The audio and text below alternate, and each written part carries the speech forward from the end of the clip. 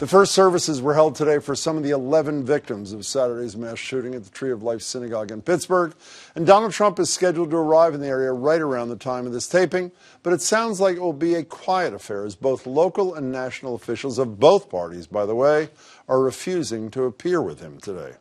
Our focus as a city will be on the families and the outreach that they'll need this week and the support that they'll need to get through it. Once we get past that, then I think there's the opportunity for presidential vigil. For many, the visit is just too soon. And for others, the president's rhetoric, both before and since the murders, has crossed the line. But the rabbi at Tree of Life Synagogue says this kind of hate is a bigger problem. Hate doesn't know a political party. Hate is not blue, hate is not red, hate is not purple. Hate is in all. It's also a message photographer Luigi Toscano has been trying to address for the past 3 years when he set out to capture and share the stories of Holocaust survivors. His work is now on display at a public art installation on Boston Common. Stephanie Leydon has more on that and on a local woman featured in the exhibit. Lined up along the Boston Common, an unexpected encounter with history, larger-than-life portraits. They are people from around the world with one thing in common. They all survived the Holocaust. Makes it very real.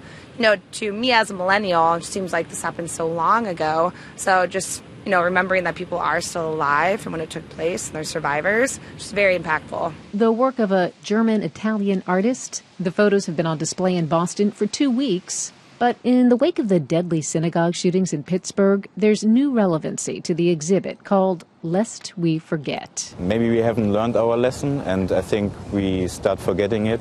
Merkel Malik is the project manager for the exhibit, which was first staged in Germany 3 years ago. It's traveled the world, and at each stop, portraits are added of local Holocaust survivors.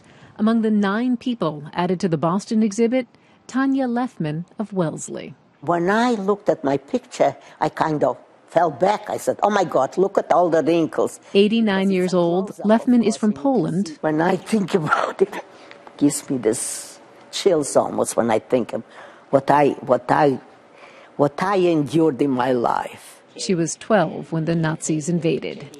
And I hid underground in a shallow grave almost, for 2.5 years. It was beyond description. I mean, the hungers, the cold, and all that. She and her husband built a life and a family here. It was possible, she says, because of something fundamental to this country, a sense that people are equal.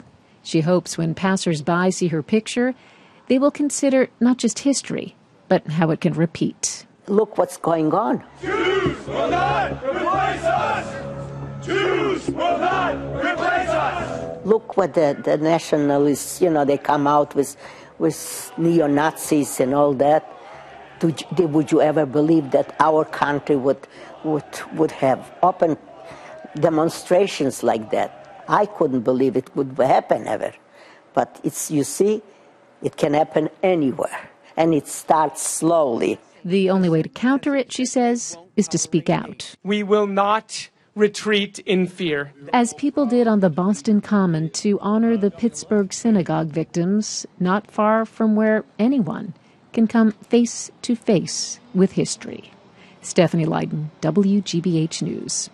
The Lest We Forget exhibit will be on the Boston Common until November 10th, and a candlelight walk is planned on the 9th to mark the anniversary of Kristallnacht, the 2-day attack on Jewish store windows that marked the fateful shift from discrimination in Nazi Germany to open and systematic violence.